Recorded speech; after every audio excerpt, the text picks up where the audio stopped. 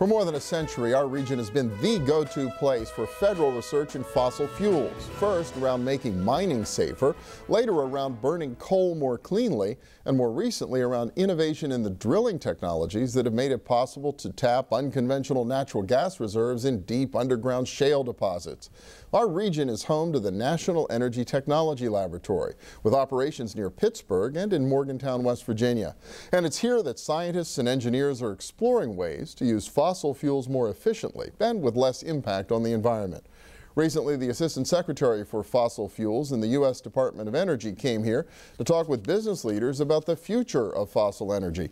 And I caught up with Charles McConnell, a native of Steubenville, prior to their meeting in downtown Pittsburgh. There's a lot of debate about the ability to get away from fossil fuels. We hear about that all the time, but the reality is for the next 50 to 100 years, we will be a fossil fuel dominated society. And so the big role that we have here through NETL in Pittsburgh, as well as Morgantown and our other NETL locations, is we've had a long history in doing fossil research. We've done a tremendous amount of work over the years, investing millions of taxpayer dollars and gotten incredibly large returns for that work. It's amazing how, as a country, we can continue to use technology to create transformation. And the ability to embrace that technology, do it responsibly, it has changed the game in the Ohio River Valley. We can see it already. The unemployment rates are dropping dramatically. This is a new industry that has a tremendous amount of promise for the region and, frankly, for our whole country. So, if our region is a big part of the answer for the future of fossil energy, what is it exactly that they're doing down at the National Energy Technology Laboratory in South Park? Well, we have Jared Ciferno back. He was with us not too long ago to talk a little bit about these issues, and we've invited him back to dig a little deeper, if you will. He's Director of Coal and Power Research Development at NETL. Welcome. Good to have you back. Thank you, Bill. Appreciate it. Yeah, we were talking before when you were here about the whole issue of what we can and can't do today when it comes to these key issues around climate change having to do with capturing carbon and storing it. Correct. So it sounds like the technology, actually we understand today how to remove the carbon from the emission stream? We do. We have a good understanding of it today. It's deployed today on a small scale for, as I mentioned, food-grade CO2 or even natural gas purification. So we do have that experience, but at small scale, if you had to scale it up to a full-size plant, you're going to double your electricity cost. And that really results from a large capital investment as well as the energy penalty will increase your cost of electricity by a factor, you'll double it. Wow, so you got to work on a number of different fronts then, because you got to make these plants a heck of a lot more efficient so you can install the equipment that makes it possible to reduce the CO2, right, or capture the CO2. Bottom line, a multi-pronged approach. You need to increase the efficiency on the conversion of taking the coal and generating the power. Increase the efficiency to the highest degree possible. And then on the back end, you want to increase the efficiency of the CO2 separation.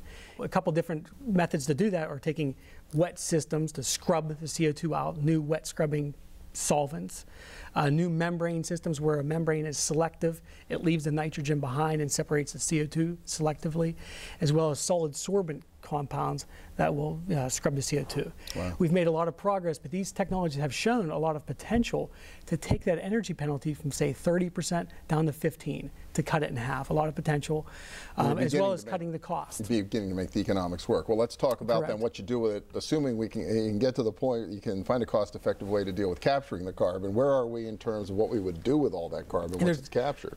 There's several different things you can do.